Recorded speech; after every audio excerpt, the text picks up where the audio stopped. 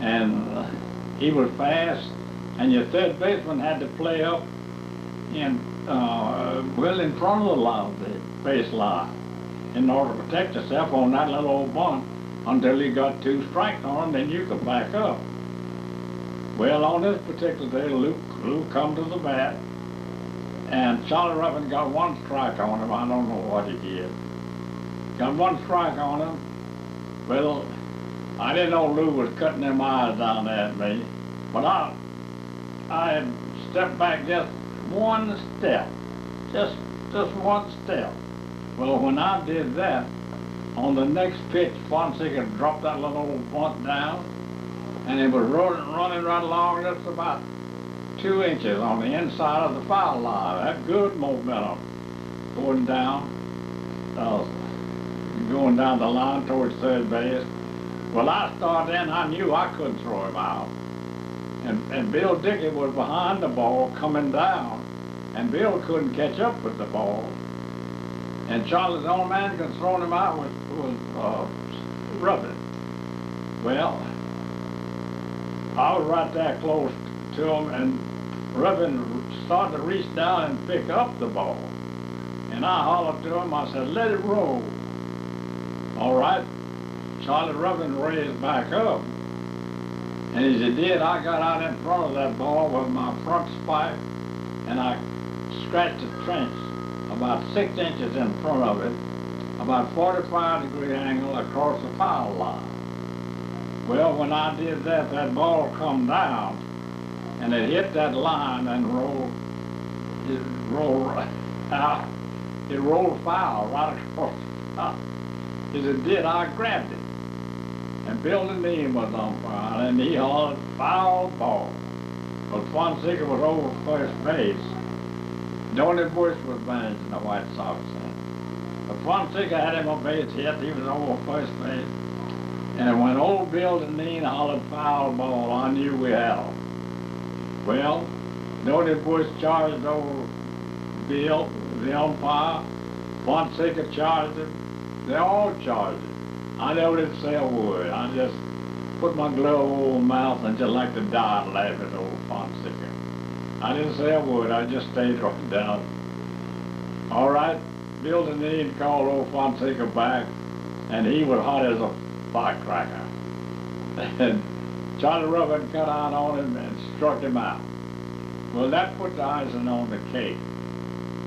So Fonseca threw his bat way up in the air. And as he did, he come down right behind him, between Dickey and Deneen. And they had to run from the bat to keep from hitting them on the head. And Fonseca looked down at me at third base, and I can't tell you what all he called me, but he called me everything in the book. But I never did say a word to him. I just had my glove over my mouth, just died laughing. Oh, Fonseca. Well, that's all that happened that day. But the next day, I was sitting on the base. We was taking infield practice, hitting practice. I'd take my turn at bat, go back and sit down, just sit there till my turn come again. But as I was sitting there on the base, Bill Deneen come out. And I heard him ask me up there, says, where's Joe Sewell? I didn't say a word, I just sit down there. But somebody told him, says, he's sitting down there on the base. So old Bill, and he called me and says, say, Joe, come here. So I got up and I started up toward Bill. I got up about halfway already. And I said to him, I said, Bill, what in heaven's world have I done now? And old Deneen said to me, he says, it ain't what you did today, it's what you did yesterday. I said, what was that? He says, you know that canyon that you dug down there yesterday and let that ball roll out? I said, yeah. He said, well, that's against the rules today. But Mr. Harris was the president of the American League. And Deneen called Mr. Harris the night before and told him what had happened that day during the ball game. So they made a temporary rule of that you couldn't do anything to obstruct the direction of a ball. And they made a temporary rule of it. And when the Rules Committee met that at the meeting that they put that in the baseball rule book, and it's in there right now, that you couldn't do anything to obstruct the direction of the flow of a ball. If that trencher had been there, it would have been all right, but you couldn't purposely put it there and let a ball roll out. I've seen boys try to blow it out, stuff like that, but they haven't done any good at it. But that's in the rule book right now. Fellows that play baseball, they play baseball with that rule that I had put in the book way back in 1932 already.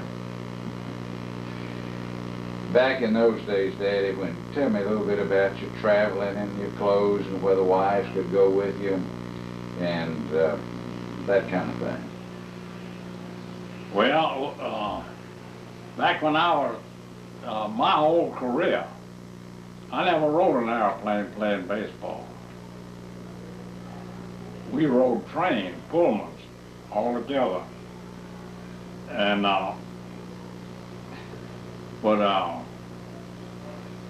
when you join the ball club, if you're a regular ball player now, when you join the ball club in the spring of the year, they'd assign you to a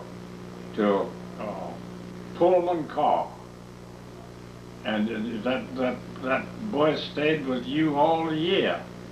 In fact, if I was leaving New York going to Chicago, well, all I did was just go down and hunt up the number of the car that we was assigned to going to Chicago, and go in and put my things in that number 1 berth, and that was it. So nobody had nothing to do with it except me. So it worked all right. Now when we get to a town, like we'll say from Chicago and I going to St. Louis, all right, we was going to play a game today and catch a train this afternoon. Why, we check out of the hotel before we left to go to the ballpark around 12 or 1 o'clock.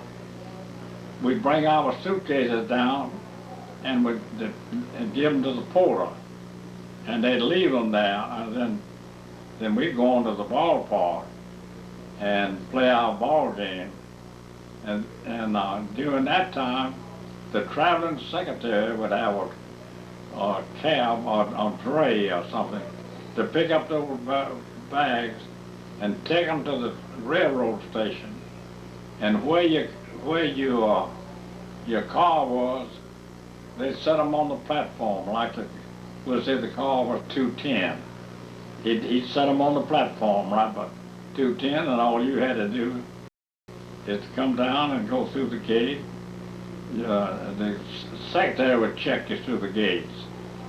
Go through the gates, then go down and pick up the bag yourself, put it on the train, get the porter to put it on the train, and that was all there was to it.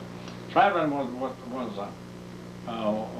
not much of a problem, but we used to travel anywhere from 30, 35, 40, 45,000 miles a year by train. I enjoyed it. I got to where I could sleep on a train as good as I could in the hotel bed, but before air conditioning come in. And them cars was hot as a 6-shooter. They had a little old ventilator over on the side. That was before air conditioning come in. We didn't have air conditioning cars. But later on, they got air conditioned cars, and they were just as pleasant as it could be. We didn't have no problem with that. And but our uniforms were like a great big blanket. We didn't have. Joe McCarthy used to have our uniforms cleaned, and some clubs had more than we had. We had 2 uniforms. We had a home uniform and a road uniform, and they were both like a big blanket, but the material was heavy. And we had, well, that's all we had, we didn't have them all. And with the sweatshirts and stuff that you had to wear under it, it was pitiful. You had the club furnish a uniform, Club but you furnished, you had to buy your own. You had to buy your shoes and your gloves. Okay. But the club furnished everything but the shoes and gloves. Did any wives travel with the players? The only wife that traveled with the players regular was Mrs. Ruth, and she and Babe slept in the stateroom right at my head of my berth. I slept in one, they was in the stateroom right there. And, now, there was no rule against it, but of course you had to pay your wife's expenses if she went. Now, Mrs. Sewell, when we first, I reckon the second year that we was married, she made the trip around. She went to every town. She wanted to see them. Well, I wanted to see them. But she made the trip around and saw them all, but she never did go back. If I remember correct, she never go back to another town after that one trip. And I had to pay her expenses, but she wanted to see the town, as I say. And they had a big time in Washington, seeing all that stuff. But I enjoyed it. You see, we played all day ball, and we had all the morning off to ourselves, so I used to go sightseeing a lot. And do you ever remember what happened when you had a game went into extra innings? Did you miss trains? I never missed a train in my life. I never missed a train, never was late. I never had nothing. Oh. Now we've had some boys that did miss trains, but they didn't miss many. What was the biggest crowd you ever played in front of? The biggest crowd I ever played against was in the old Yankee Stadium. On a holiday like Decoration Day. We used to play morning and afternoon game, but the finally got to wait the last to play a doubleheader in the afternoon, and this was a doubleheader in the afternoon, and we drew 76,000 people. That's most people I ever played against. 76,000 and a few hundred. Back in those days, did the people who came to the ball game what kind of clothes did they wear most of the time? All seasonable clothes. There was did they wear ties much more than they did? Yeah, they wrote, the majority of them did. And, now your ball players, your manager can control that. Mm-hmm. But now you take Joe McCarthy, I played for him, and you dance and go downstairs to a meal without a coat and tie on. And that was his regulations. And right now you see me out, well, you very seldom see me without a tie on and coat. But of course it's so hot now I don't wear one. But tell me what happened back during the Depression when y'all were playing ball. Oh, sure.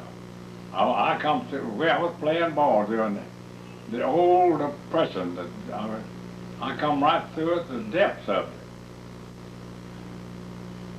I remember distinctly, we used to go from New York, You'd be surprised at the people.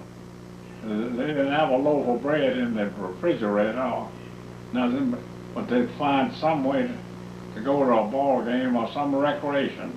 They'd get in some way. But the New York was, we drew good there all the time. But we leave there and go over to Philadelphia, and they had bread lines from here uptown. People standing in line, and we'd have a not too much crowd there, fair crowd. and we leave Philadelphia, and then go on into Washington, and they didn't know there was depression on in Washington. They had tuxedos, and we stayed at the showroom hotels. They'd have banquets, and it drew real well in Washington. And but some of those towns, St. Louis was terrible. They had bread lines, as I said, from here uptown in St. Louis, Washington, in Philadelphia, Boston, same way, all of them. And they had bread lines in New York, but there's enough people come and go in New York, they draw pretty good. Tell me a little bit about, to change the kind of, what we're talking about Butch Gallagher's funeral one time. Tell that story. Yeah, you ain't got enough time with that. Yeah, go ahead and tell it. Old Butch,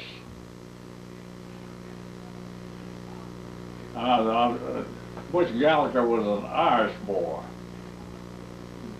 Well, old Steve O'Neill, Jack Graney, and some more boys that was on the Cleveland ball, Kovalevsky. They was from up in Pennsylvania there, and old Butch was from Manuka. That's where O'Neill was from, Manuka. And they all belonged to the same gang around Manuka. Well, old Butch was a great big Irishman. I'll say he weighed 300 pounds easy, maybe more. But he never was married. He was an old bachelor. And they used to come down to Cleveland about once a year and visit old Steve while we was at home. And he'd come into our, Steve would bring him into our clubhouse. He'd sit there on a little stool and he'd laugh. He was a good-natured boy. And he would visit us for several years. And everybody liked old Butch, and we enjoyed having Butch. But on this particular day, we were playing in Philadelphia, and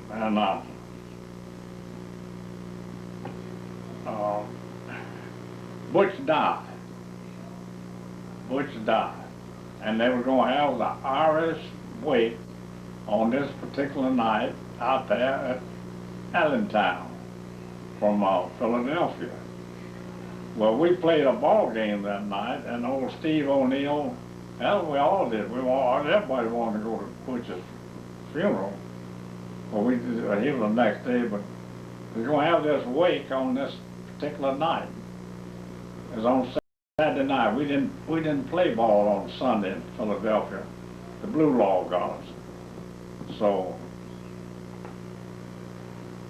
after the ball game, we all got 3 carloads of us, and we went out to Allentown to Butch Gallagher's wake.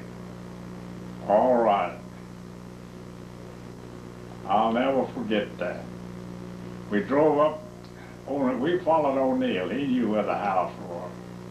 So Allentown was a mining town, you know, and it had hills. There wasn't no mountains. There wasn't no hills. But Butch's home, you had to park the car down there. You had to walk up a flight of stairs and across the sidewalk, then up some more stairs, step to get into his house, and that was Butch's house. So we got down, drove up down in front of the house. We did. I could hear the drum going, bum dida bum dida bum bum bum dida bum bum. Well, I didn't think much about it, but we all got out and we walked up these stairs and into the house. And when we walked into the house, we shook hands with some fellows on going in. But we went in to view Butch's body and where his body was. Well, as we walked into the living room, there was Butch's body right out in the middle of the living room, and on two chairs. There's a chair on each end of the casket, and they were dancing around old Butch's body. That's what they had it for. They were dancing. Couples when they had the van over in the corner, and they had the hard stuff back in the kitchen, but around Butch's body in the casket, it was loaded with ice, cracked ice, and around his body was beer under this ice. Well, there wasn't nothing I could say about it because it was already in progress. And the fellow wanted a bottle of beer. He come out and says, "Oh, this old Butcher laying there in that ice, froze, and his casket was open, except the ice. Beer bottle was sticking out." And the fellow come in and said, "Butch, I want a bottle of beer." They'd raise up an arm or leg or something, reach on that and get him a cold one. And they had to open it, they'd open it, and just keep on dancing. So, as I said, they had the hard stuff in the back. Well, we stayed till after midnight, and I got good and tired. Joe Evans was along. So I went down and got in the back of the seat of the car, and I was taking a nap. So finally Joe come down there, and I said to him, I said, "Joe, let's get out of the crowd and go back to Allentown. I'm tired of sleeping." Joe said, "Oh, the party just now started." I said, "Started? I've been going." He said, "You know where they got Butch?" I said, "No." They said, "They got him out of the casket standing up in the corner." I said, "What?" And he said, "Yeah." So I got out and I walked upstairs. I looked over in the casket, and Butch wasn't in there. And I looked around to my right, and that old Butch was standing up in the corner, because he was froze, and he had a blue cap with a C on it. That was Cleveland. On the front of the cap, standing up in the corner, and his shroud and everything. What I found out afterwards was that they took Butch's body out to recharge the thing, because the ice had melted, and took his body out to recharge it, put some more ice in there around his body, and put the beer back on. But that's the last time I saw Butch. We left there and went back to Philadelphia. Tell me, when you first heard that you were going to get in the Baseball Hall of Fame, what it meant to you? Well, that's kind of hard to explain. But you see, I done the Baseball Hall of Fame originated, I think, in 1930, way back to 36 or something. And in other words, it was several years. And of course, I finished up in 1936.